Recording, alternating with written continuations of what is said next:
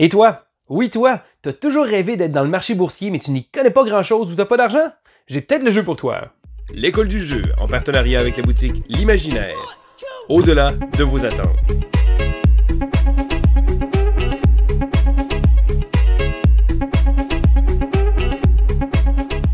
Bonjour et bienvenue à l'école du jeu, mon nom est Sylvain et on se retrouve pour une critique express. Qu'est-ce que c'est? Eh bien, je vais tenter de vous présenter un jeu sous la barre des 6 minutes. Le jeu que je choisis aujourd'hui? Stockpile. Alors, Stockpile est un jeu de 2 à 5 joueurs d'une durée d'environ 45 minutes.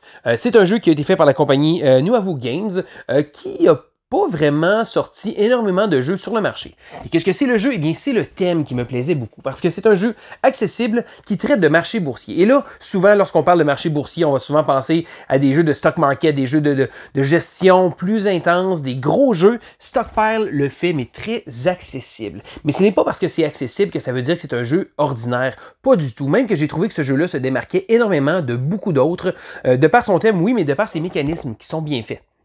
Donc, dans Stockpile, qu'est-ce qu'on va faire? On va devoir tenter d'influencer le marché boursier de différentes compagnies. Donc, il va y avoir des compagnies, et là, on va devoir acheter des actions de ces différentes compagnies-là, essayer de les acheter justement à bas prix et de les revendre lorsque le moment va être opportun. Mais il faut faire attention parce que si on la garde trop longtemps, ça se peut que le prix crache et là, on va perdre nos actions.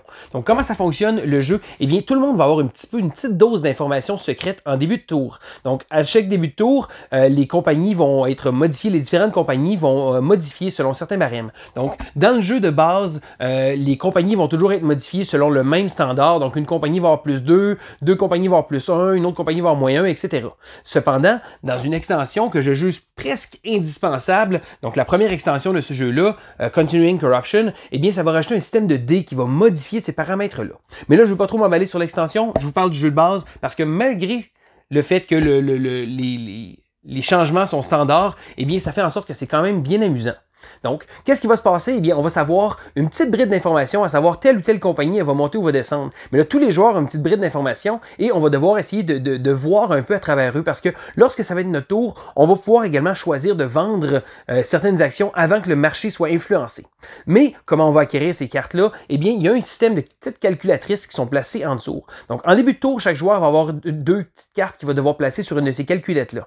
Donc, il y a une carte qui va être placée face visible pour que tout le monde la voie et une carte face cachée. Dans ces cartes-là, il se trouve avoir des actions de certaines compagnies, donc des shares de ces compagnies-là, mais il y a aussi des modificateurs, donc des frais bancaires à payer ou des modificateurs pour faire monter le prix des actions ou descendre le prix des actions des compagnies. Donc là, ensuite, après que tous les joueurs aient placé leur petite carte-là, on va avoir une partie de l'information qui va être visible et là, les joueurs vont devoir miser. Donc, on a un système de mise qui va être fait et ça va faire en sorte que chaque joueur va quand même terminer avec une petite calculette et les différentes cartes qui vont être annexées à celle-là. Donc, on va se relancer lorsqu'on dépasse un joueur, il reçoit son pion, il va pouvoir remiser de façon à ce que justement tout le monde ait une série de cartes. Ça se peut qu'il y ait plusieurs cartes, ça se peut qu'il y en ait moins. Les joueurs vont devoir se relancer à essayer de savoir lesquelles qui sont les plus lucratives. Donc, après ça, il va y avoir une période où on va devoir vendre. Et c'est là qu'il faut observer les autres joueurs parce que si jamais les joueurs décident de vendre toutes leurs actions bleues et que l'action bleue a quand même un prix potable, ben, peut-être bien qu'ils savent que l'action va descendre. Au même titre que si jamais ils décident de ne pas vendre, peut-être qu'il va y avoir de l'information à savoir peut-être même qu'une compagnie va pouvoir monter, etc. Donc, c'est toute une question de micro-bluff parce que non, le bluff n'est pas la partie principale du jeu, c'est de voir qu'est-ce qui se passe. Mais je trouve ça très intéressant parce que le jeu est très rapide. 45 minutes, 60 minutes, tout au plus. Et ça, même avec 5 joueurs. Et là, tous les joueurs vont devoir justement essayer de voir avec le petit peu d'informations qu'ils disposent de pouvoir bien gérer ça. Donc, un petit côté d'enchère très intéressant et très amusant, et même à 2 joueurs. Et là, je prends un petit 2 secondes pour vous dire que même à 2 joueurs, le jeu reste intéressant. Habituellement, des enchères à 2 joueurs, c'est pas trop intéressant, mais là, chaque joueur va bénéficier de 2 petits personnages, et là, il va avoir 2 calculettes qu'il va pouvoir posséder à la fin du round. Donc, on va avoir plus de choses, et on va également, justement, ça va donner un petit kick au principe d'enchère qui, habituellement, à 2 joueurs, n'est pas nécessairement idéal.